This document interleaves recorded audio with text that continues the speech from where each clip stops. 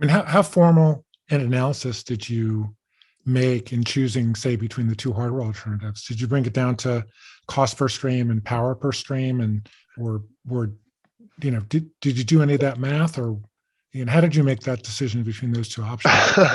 Well, in a way, yes. But not. I would say on that particular metric, I would just say we need to look at the two options and say, well, this is at a tenth of the cost.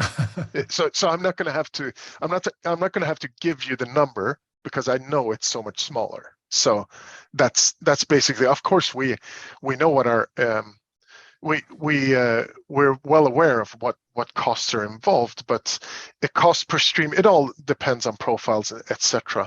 But just comparing them, yes, we've naturally looked at, like, started encoding streams, especially in AV1, and you look at what the actual performance is, how much load there is, and what's happening on the cards, and how much you can how much work you can put on them before they start giving in.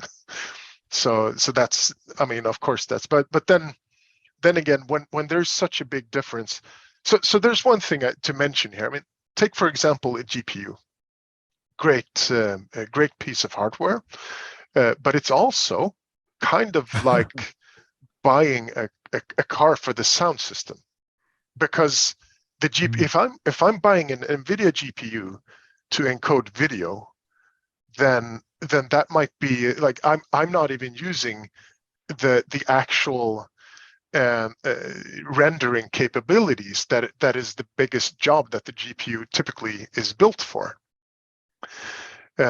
So that's one of the